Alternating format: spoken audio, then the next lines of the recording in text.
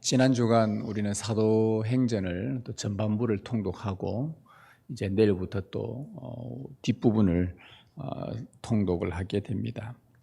그래서 오늘과 다음 주일은 우리 사도행전에 대한 말씀들 두 곳을 찾아서 이렇게 말씀을 설교를 하도록 하겠습니다. 이런 사도행전을 읽어보면 사도행전의 주제는 예수님의 증인, 즉 주님의 증인입니다. 사도행전을 기록한 누가가 땅끝까지 이르러 내 증인이 되리라고 이 주님의 명령을 시작으로 해서 사도행전을 기록을 합니다. 그래서 시작부터 내 증인이 되라. 그러면 사도행전의 그 과정과 마지막은 끝까지 주님의 증인이 어떤 삶을 살았는지에 대한 기록을 해놓은 책이 사도행전이 됩니다. 주님의 명령, 내 증인이 되라는 주님의 명령으로 시작해서 마지막까지 주님의 증인으로 살아간 사람들의 이야기.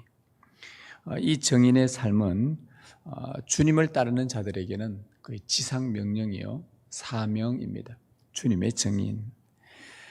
그래서 이 사도행전에는 주님의 증인으로 살다 간 사람들, 사도행전을 읽어보면 정말 주님의 증인으로 살아갔던 그 삶들을 보면서 나는 이렇게 살아갈 수 있을까라는 그런 부담감이 굉장히 찾아옵니다.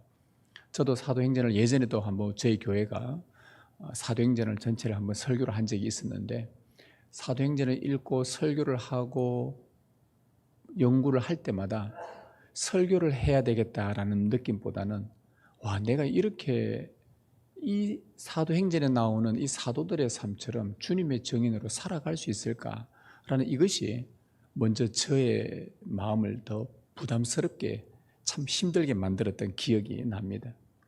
그만큼 사도행전은 참 쉽지 않는 삶을 우리에게 알려주고 있습니다. 누가가 사도행전을 기록하기 전에 누가복음을 먼저 기록을 하고 그 다음 사도행전을 기록을 했거든요. 누가복음은 예수님의 이름으로 생명을 얻은 이야기라고 한다면, 사도행전은 너희가 그 생명을 얻었다면 이제 그러면 어떻게 살아야 되겠느냐라고 보여준 책이 사도행전입니다. 근데 그 안에는 다 주님의 증인, 너는 내 증인이 되라, 내 증인으로서 살아가라 라는 그런 내용들입니다. 여러분, 증인은 우리가 알듯이 본 것, 들은 것을 진실하게 말하는 사람을 증인이라고 말하죠. 우리가 본 것, 우리가 경험했던 것, 우리가 들었던 것을 사람에게 또 누군가에게 진실하게, 정직하게 말해주는 것이, 그런 자가 증인입니다. 그러면 주님의 증인이라고 한다면 주님에 대해서 본 것, 여러분이 주님에 대해서 들었던 것, 여러분이 주님에 대해서 경험했던 것, 그것을 진실하게 그대로 말하는 자, 이것이 주님의 증인이 되겠죠. 이런 맥락에서 여러분, 신학자, 신학이라는 것, 신학은 원래 헬라어로는 테올로기아라고 해서 하나님에 대해서 말하는 것, 이것이 신학입니다. 하나님에 대해서 말하는 게 신학인데, 그러면 주님에 대해서 말하는 것, 하나님에 대해서 말하는 것 다 똑같은 말 아니겠습니까? 그래서 신학이 하나님에 대해서 말하는 것, 그럼 하나님에 대해서 말하는 사람을 신학자라고 합니다. 이런 맥락에서 저나 여러분은 이 세상에 뭐라고 말하면 됩니까? 신학자인 것입니다. 저 성경 연구하는 신학대학원의 교수님들만 신학자가 아니라 오늘 이 자리에 계신 우리 모두는 다 하나님에 대해서 보고 듣고 배우고 경험하고 깨달았던 것을 말해주는 사람, 그래서 신학이라는 말이나 전도라는 말이나 도를 전한다는 말이나 설교하는 거나 똑같은 말입니다. 똑같은 의미를 다른 우리 한글 혹은 한자로 다르게 표현한 것뿐이지 그 의미는 똑같은 겁니다. 주님에 대해서 경험하고 보고 들었던 것을 진실하게 말하는 것. 내가 주님을 만났는데, 내가 주님을 만나서 이런 은혜를 나누었는데 하면서 이렇게 말해주는 것이 증인이라는 것이죠. 주님을 보지 못했는데, 주님을 듣지도 못했는데, 만나지도 못했는데, 주님과 교제하면서 누렸던 은혜도 없는데 어떻게 주님을 증언할 수 있겠습니까? 본 것이 없고 들은 것이 없는데 내가 증인이 된다?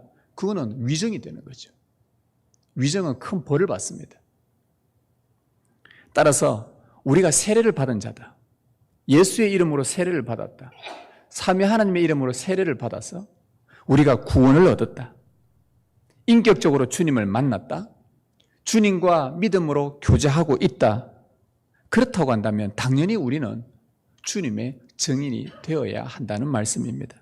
이것이 세례받은 이유요, 입교를 받은 이유요, 우리의 사명이 됩니다. 오늘날에는 이 세례가 많이 의미가 퇴색되어서 그렇지, 이 사도행전 이때만 해도 내가 세례를 받겠습니다라는 말은 내가 모든 것을 잃어도 주님을 믿겠습니다, 심지어 내 목숨까지도 내어놓아야만이 받을 수 있었던 것이 세례였습니다. 그래서 증인이라는 이 단어에는 순교라는 의미가 포함되어 있는 것입니다. 주님의 증인이다, 이거는 주님을 위해서 내 생명도 기꺼이 내어놓겠습니다라는 그 의미가 포함된 것. 그래서 증인의 삶에는, 세례교인은 곧 증인의 삶을 살아야 되고, 하나님의 자녀요, 하나님의 백성이요, 하나님께 사랑받는 사람이요, 주를 증거하는 증인이요, 여기에는 내 생명도 드리겠습니다. 그래서 우리의 종교개혁자 칼빈 선생님은 내 심장을 주께 드리나이다. 이것이 그것도 신속하게, 즉시, 신실하게 드리겠습니다. 이게 우리 이 장로교가 세워진 신학의 창시자였던, 사실 신학의 창시자기보다는 신학을 완성한 그 칼뱅의 고백이었죠.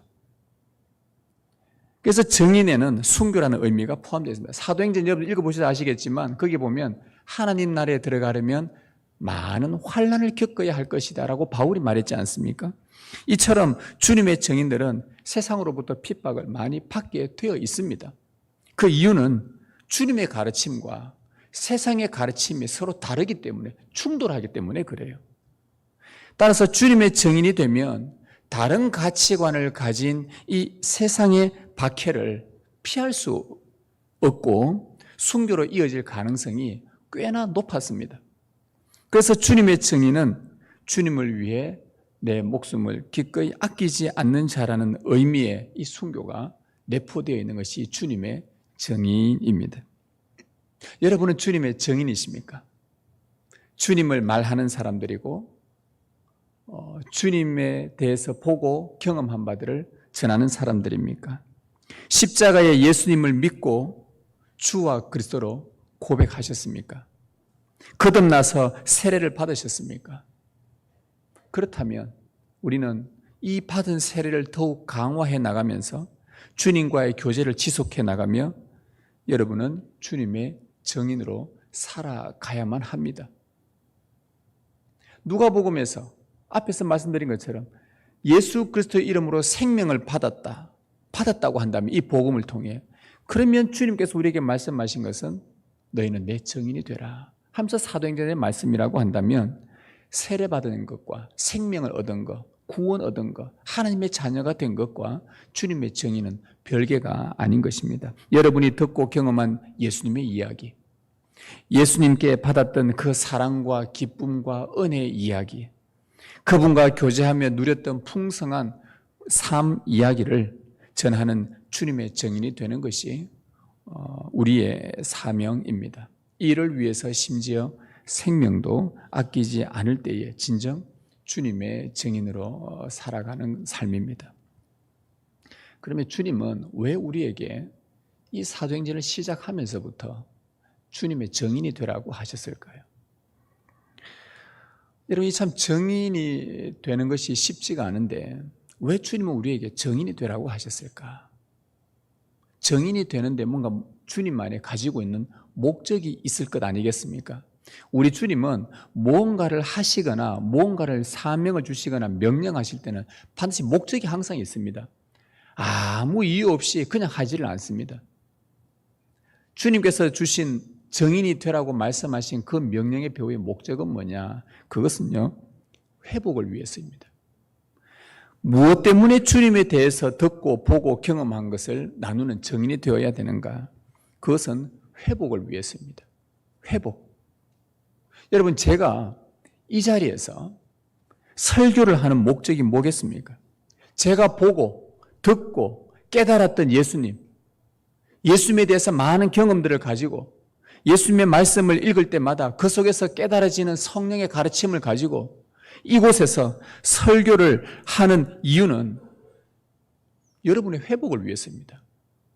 저와 여러분의 회복을 위해서입니다. 저는 이 자리에서 설교하는 사람으로 서 있지만 사실 저도 이 시간에 말씀을 받습니다. 설교하면서 동시에 이 말씀을 저도 받습니다.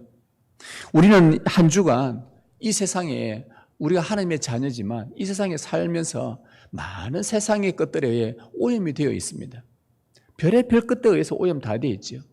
말씀대로 살겠다고 기도하고 마음을 다지고 해도 워낙 이 강력한 세상 속에 우리가 발을 딛고 살다 보니 많은 것에 의해서 우리의 생각이 침범받기도 하고 내 마음이 때로는 하나님 나라의 원리와 가치에 맞지 않을 때도 있고 알고 있으면서도 그렇게 살아가지 못할 때도 있고 나의 형편과 상황들을 고려하다 보니 주님의 생각은 이건데 알고 있어도 그렇게 섣불리 행동하지 못할 때도 많고 그런 것들로 인해 여러 가지 많이 우리의 오염된 전염이 되어져 버린 이 모습을 이곳에 와서 뭘 하려고요? 회복하려고. 다시 하나님의 영으로 회복되어지고 다시 하나님의 말씀으로 새로워지고 이걸 위해서 제가 말씀을 연구하고 경험하고 보아왔고 깨달았던 예수님을 여러분에게 이렇게 나누어 주는 것일 뿐입니다. 여러분이 보았던 것, 들었던 것, 경험했던 예수님을 다른 사람에게 말해주는 이유도 뭐겠습니까? 그 사람의 회복을 위해서 아니겠습니까? 예수님을 인격적으로 만나야만 그의 인생이 회복된다는 거 우리는 다 알고 있지 않습니까? 누가가 앞선 누가복음에서 기록한 내용들을 볼 때에 예수님을 인격적으로 만난 사람들이 회복 안 된 사람이 누가 있었냐 말이죠.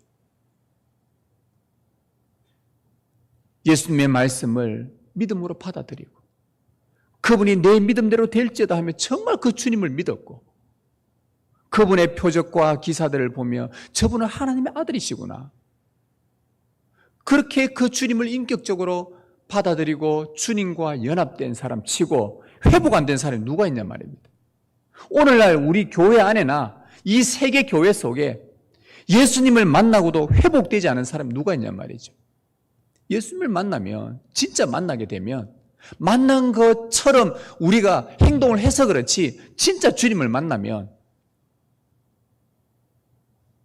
회복되지 않을 수가 없단 말이죠. 그래서 이 자리에서 말씀을 전하고 여러분들이 이곳에서 예배를 드리고 누군가에게 내가 예수님에 대해서 말씀에 대해서 들었던 것, 보았던 것, 깨달았던 것을 말해주는 것 이것은 회복을 위해서입니다.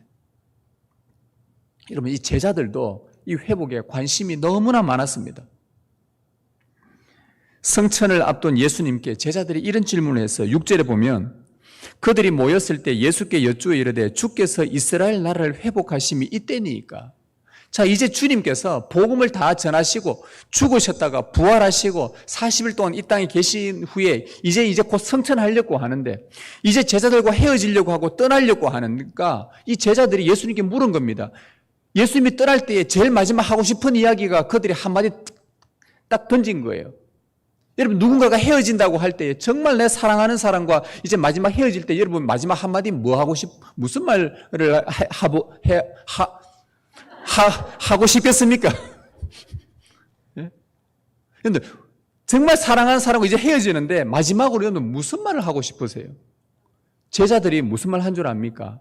예수님 가는 거 좋은데 정말 궁금한 게 하나 있습니다. 이스라엘을 회복하심이 이때입니까? 그들의 관심은 회복이었어요. 자기들도 회복되고 싶었습니다. 여러분 회복이란 단어는 원래대로 되돌려 놓는 것을 회복이라고 합니다. 그러면 이스라엘 이 제자들이 가지고 있었던 이스라엘의 회복 원래대로 되돌려 놓는 게 제자들이 가지고 있었던 원래대로 되돌아가는 게 뭐냐 하면은 옛날 다윗이 통치했던 강대하고 위험 있고 막강했던 그때로 언제 회복됩니까? 그걸 물었던 거예요. 이방 나라들을 발 아래 두고 그 다스렸던 위험 있던 그 이스라엘 왕조, 주님, 이스라엘의 회복이 이때입니까? 이제 주님이 오셨으니 이게 가능하지 않겠습니까? 이때 되겠습니까? 마침 예수님이 오셨고 예수님이 행하신 일들, 기적들, 표적들, 말씀들 들어보니까 이분은 이스라엘을 회복할 메시아구나, 그렇게 그들 눈에 보였던 거예요. 그래서 많은 사람들이 이스라엘 회복을 바라며 예수님을 따랐던 것입니다. 그러나 예수님은 제자들을 비롯한 대부분의 이스라엘 사람들이 바라던 그 회복과는 다른 회복을 말씀하셨어요. 언제 회복됩니까? 그거는 너희가 알 바가 아니다. 그것은 하늘 아버지께서, 때와 기한은 아버지께서 두셨으니 너희는 그걸 알 바가 아니고, 그러나 먼저 너희들의 가지고 있는 회복을 바꿔야 되겠다. 내가 이 땅에 온 것은 너희들이 말하는 꿈꾸는 그 회복을 위해서 내가 온 것이 아니다.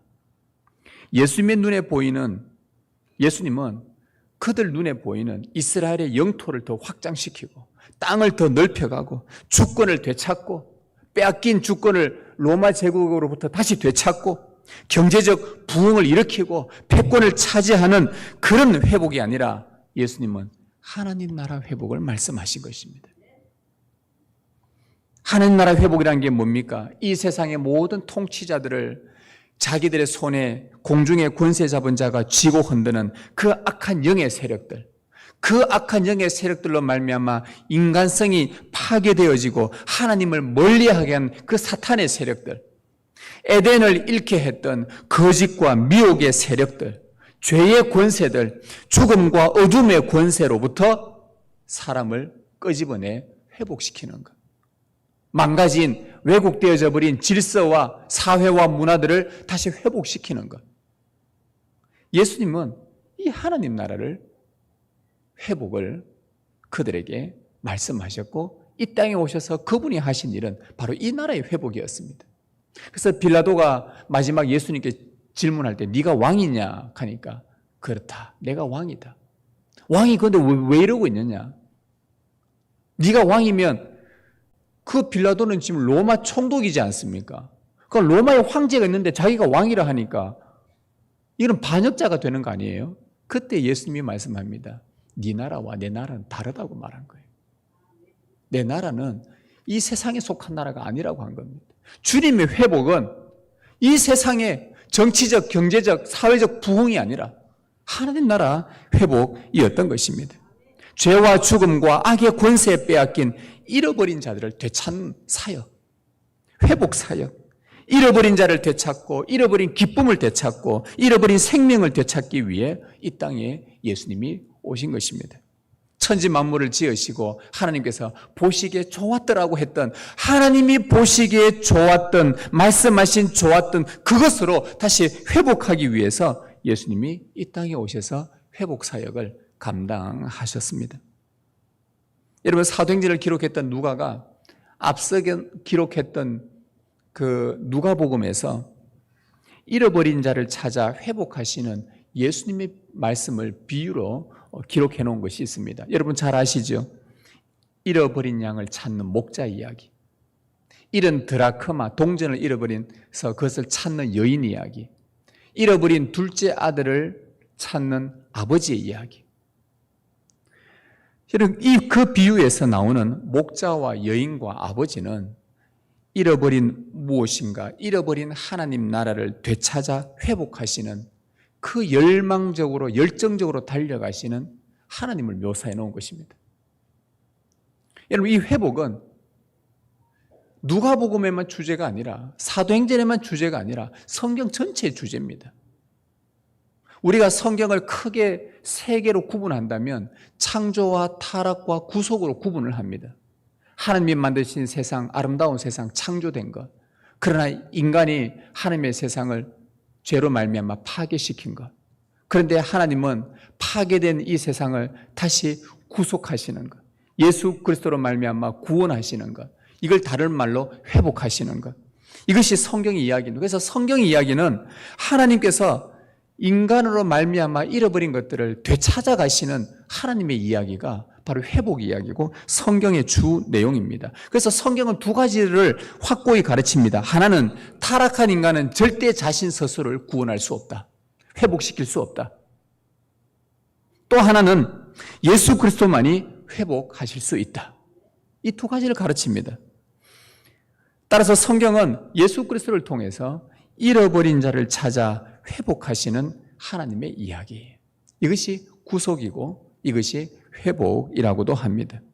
회복에 관심이 있던 그 제자들에게 예수님은 정치적, 사회적, 경제적 회복으로 사회가 바뀌고 사람이 행복해지는 것이 아니라 근본적인 회복의 필요성, 총체적인 회복의 필요성, 영적인 회복의 필요성을 말씀하셨습니다.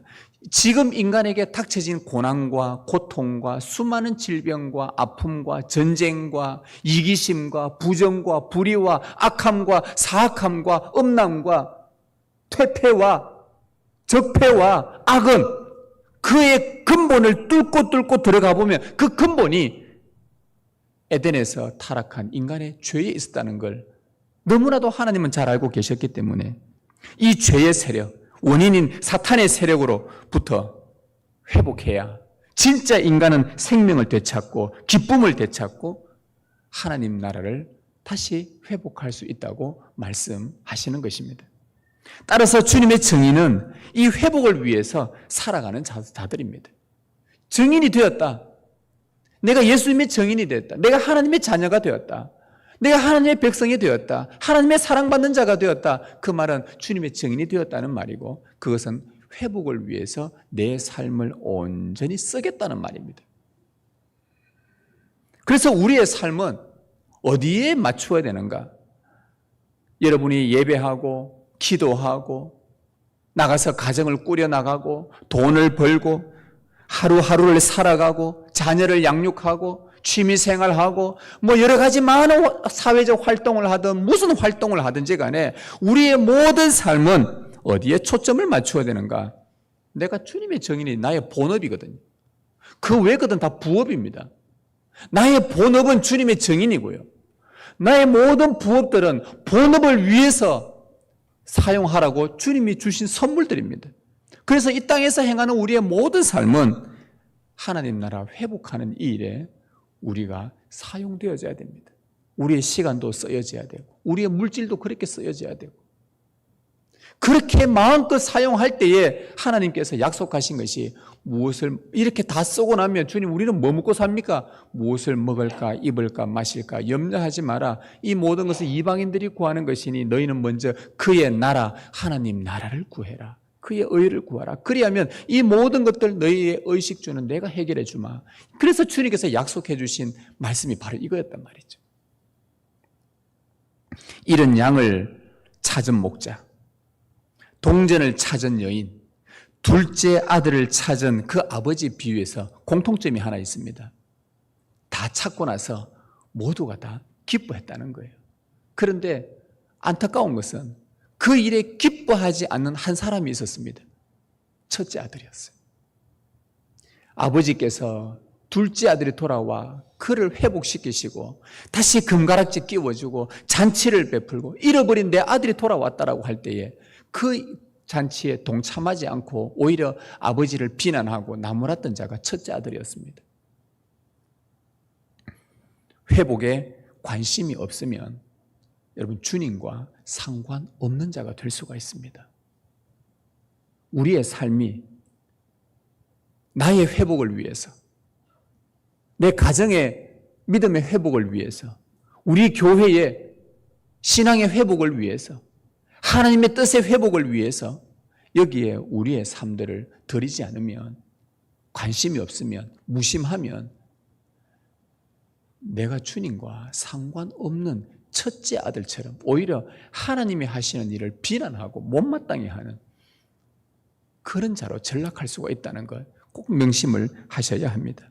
믿음으로 구원을 얻어 하나님의 자녀가 되신 여러분들이요. 여러분은 무엇을 중심으로 삶을 꾸려나가고 있습니까? 여러분의 자녀에게 무슨 말로 자주자주 권면하며 가르치며 살아가고 있습니까? 여러분의 마음과 재정과 시간은 무엇에 초점을 맞추며 사용하고 계십니까? 여러분, 하나님 나라를 회복하는 일에 여러분이 잘 사용되기를 소망합니다. 그래야만 주님과 상관 있는 자가 되고 주님의 정인으로 살아갈 수 있습니다. 나의 회복을 위해서, 지체들의 회복을 위해서, 이 사회의 회복을 위해서 여러분을 사용해 주시도록 하나님 앞에 기도하며 간구하십시오. 회복을 위한 사역에 사용될 때 하나님은 여러분에게 정말 말할 수 없는 그 기쁨으로 정말 충만한 은혜를 또 부어주실 것입니다. 자, 그러면 이 주님의 정인으로, 주님은 주님의 정인이 되라고 했는데, 사실 우리가 아까 앞에서 본 것처럼 사도행전을 쭉 읽다 보면 주님의 정인으로 산다는 것이 쉽지 않다는 것을 우리는 잘 알 수 있습니다. 베드로 같은 경우에는, 사도행전에 보니까 베드로 같은 경우에는 기꺼이 자기 목숨을 내어놓고 감옥에 들어갔단 말이죠. 이 회복하는 이 주님의 정인의 삶을 위해서. 스데반 같은 경우에는 이 정인의 삶을 살다가 돌에 맞아 죽었단 말이죠. 바울 같은 경우에는 교수형에 처해질 때까지 주님의 정인이 자기의 삶의 전부인 줄 알고 그렇게 살다가 순교당했단 말이죠. 여러 사도들도 순교했습니다. 이것을 볼 때 하나님 나라 회복을 위해 살아가는 이 정인의 삶은 너무나 힘들다는 것을 우리는 알 수 있습니다. 그래서 사도행전을 읽어갈 때마다 부담스러운 이유가 바로 이거였어요. 나나 베드로나 똑같은 사람이었는데, 바울도 똑같은 사람이고 스데반도 우리와 똑같은 사람인데, 얘네들은 태어날 때부터 무슨 초능력을 쥐고 태어났나? 죽음 앞에서도 두려워하지 않고 뭔가 아주 희한한 그런 이상한 능력을 갖고 태어나가지고 우리하고는 좀 다른 삶을 사는 건가? 태어날 때부터 뭔가 좀 하나님이 다르게 뭔가 주신 거 아닌가? 얘네들 인간 아닌 것 같아. 심지어 제가 그런 생각까지도 가진 적이 있었습니다. 너무 다르니까. 분명히 우리가 똑같은 사람인데, 그러면 얘네들은 어떻게 해서, 얘네들 하면 안 되죠. 이분들은 어떻게 해서 주님의 정인으로 그렇게 담대하게 살아갈 수 있었을까? 예수님께서 그 이유를 말씀해 주셔요. 오늘 말씀 8절에 보면 오직 성령이 너희에게 임하시면 너희가 권능을 받고 예루살렘과 온 유대와 사마리아와 땅끝까지 이르러 내 정인이 되리라 하시니라. 주님의 정인이 되라고 하시는데 그 조건이 뭐냐 하니까 반드시 성령의 권능이 임해야만 가능하다라고 말씀합니다.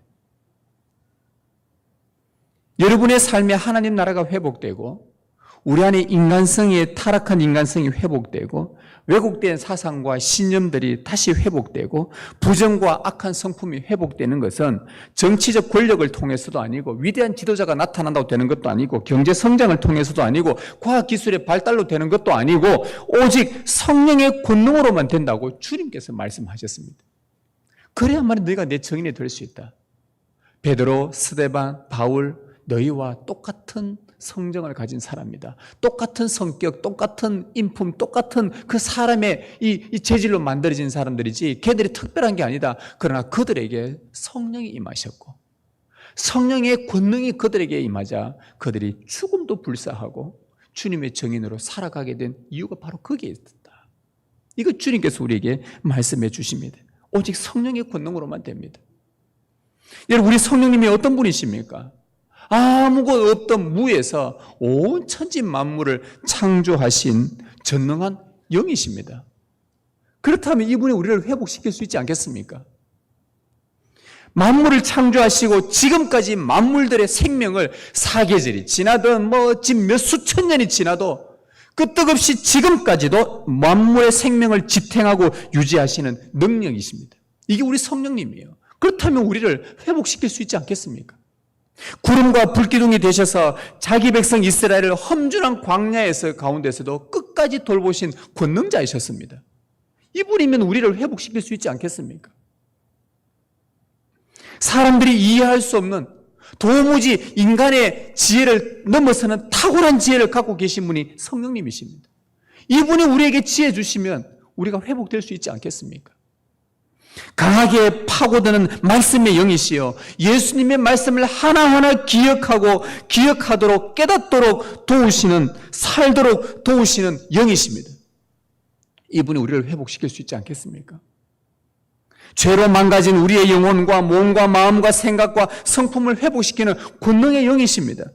죽음 앞에서도 두려워하지 않고 증인의 삶을 살아내도록 끝까지 믿음을 주시는 영이십니다. 이분이 우리 안에 충만하게 거하시면 우리가 회복될 수 있지 않겠습니까? 주님의 증인으로 살아낼 수 있지 않겠습니까?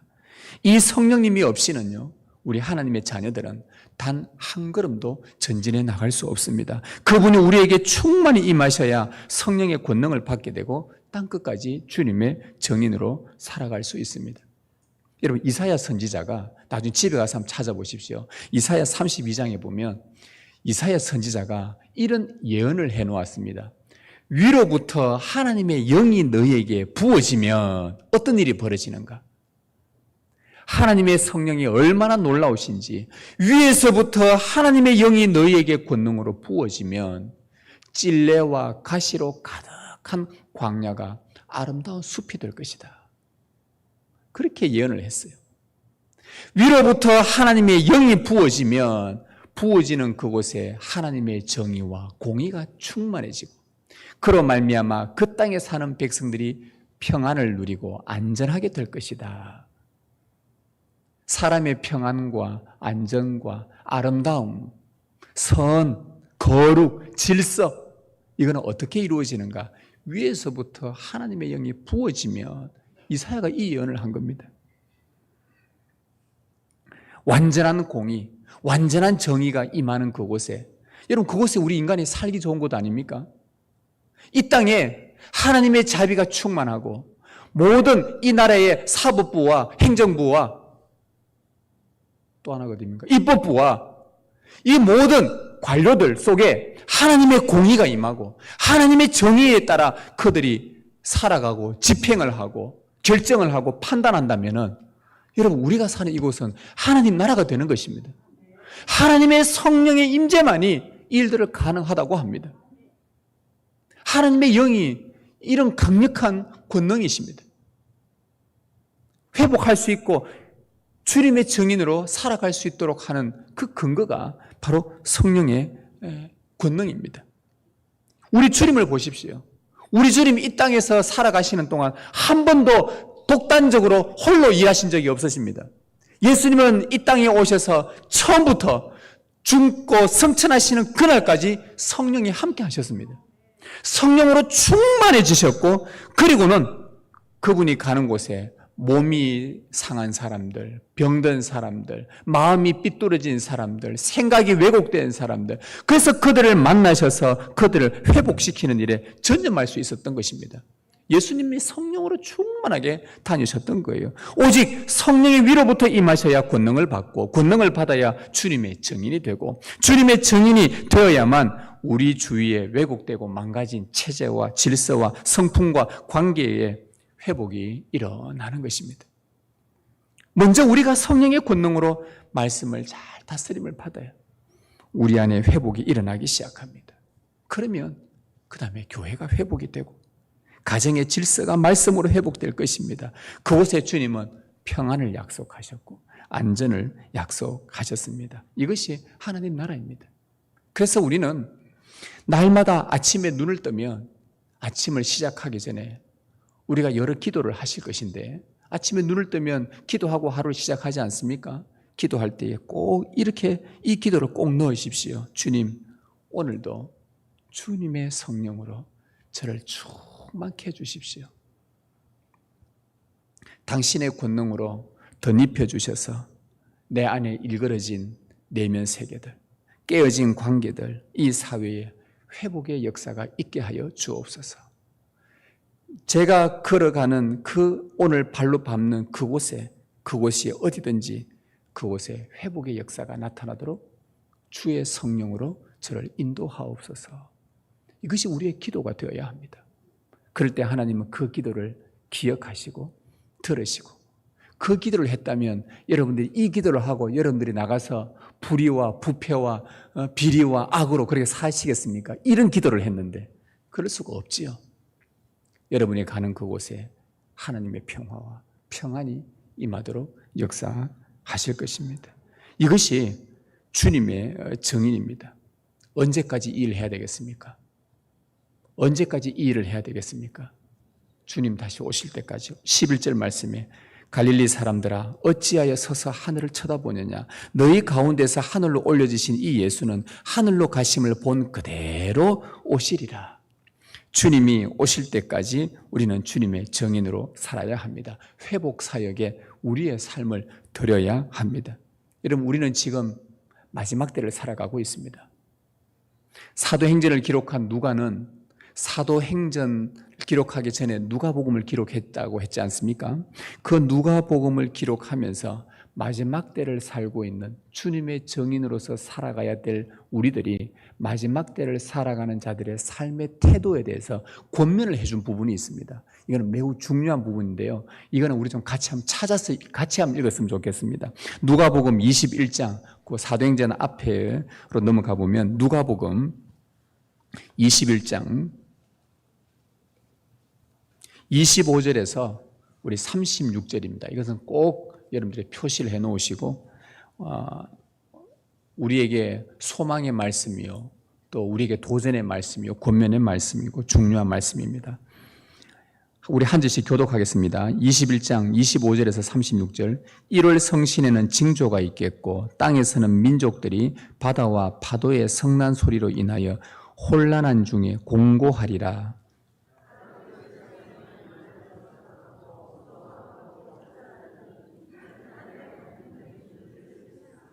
그때에 사람들이 인자가 구름을 타고 능력과 큰 영광으로 오는 것을 보리라.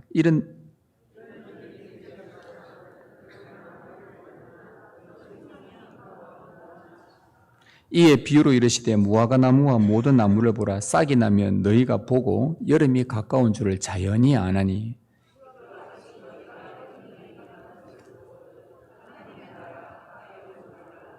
내가 진실로 너희에게 말하노니 이 세대가 지나가기 전에 모든 일이 다 이루어지리라. 너희는 스스로 조심하라. 그렇지 않으면 방탕함과 술 취함과 생활의 염려로 마음이 둔하여지고 뜻밖의 그날이 득과 같이 너희에게 임하리라. 같이 읽습니다. 이러므로 너희는 장차 올 이 모든 일을 능히 피하고 인자 앞에 서도록 항상 기도하며 깨어있으라 하시니라. 마지막 날에 누가가 우리에게 주님의 정인이 되라고 하시면서 권면을 해준 내용이 바로 이것입니다. 세상 마지막 날에 정말 두렵고 큰 일이 하나 발생하게 될 것이다.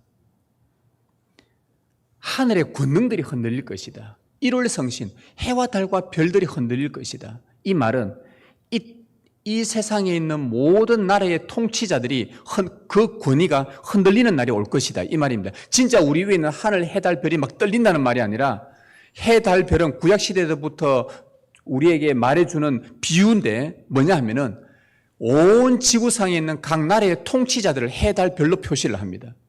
그들의 권능이 흔들리는 날이 올 것이다. 다시 말하면 이 땅의 모든 통치자들이 자기가 최고의 통치자라고 자랑하고 자부하는 그 권능들이 흔들릴 날이 올 것이다. 그때가 언제냐? 구름 타고 예수님께서 하늘에서 내려오시는 날이 될 것이다. 그때는 지구상의 모든 사람들이 그 광경을 볼 것이다. 구름 타고 내려오시는 예수님을 보게 될 것인데 그것이 너무 두려워서 기절하는 사람들도 있게 될 것이다 라고 말해줍니다.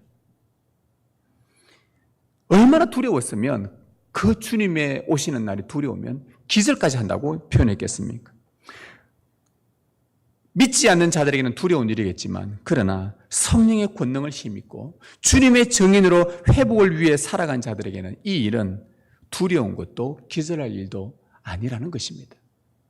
언젠가 우리 모두가 하나님의 심판대 앞에 서서 우리가 이 땅에서 행했던 모든 일들을 가지고 하나님이 심판하실 때에 두려워 떠는 자가 있을 것이고 두려워 떨지 않은 자가 있을 거라는 말입니다. 그날이 오게 되면 너희들의 속량이 가까이 왔으니 너희들의 완전한 구원이 가까이 왔으니 그때 머리를 들고 하늘을 쳐다보라고 말씀하는 겁니다. 그때서야 예수님이 구름 타고 오시게 되면 비로소 온 세상의 모든 민족들이 사라지게 될 것이다. 사라진다는 말은 무슨 말이냐? 강대국, 약소국, 나라의 경계, 이거는 내 땅, 이거는 저거 땅 하면서 영토 분쟁, 뭐 바다, 우리 바다, 저거 바다, 독도는 우리 땅, 네 땅, 온갖 이 지구상에 있는 경계들이 다 허물어지고 민족들이 사라지고 강대국이든 약소국은 다 사라지고 하나님께서 주님이 오셔서 모든 것을 심판하시고 그때는 하나님 나라와 지옥만이 남게 된다는 것입니다. 그러니 두렵고 떨리는 날이 그날 오게 될 것이니 이 이야기는 천지는 없어져도 내 말은 절대 없어지지 않고 반드시 이 약속을 내가 이룰 것이다. 그러면서 우리에게 했던 권면이 뭐냐? 주님의 날에 온 지구상에 그하는 모든 사람에게 이 날이 덕과 같이 임할 것이니 너희들은 세상에 취하여 살지 말아라.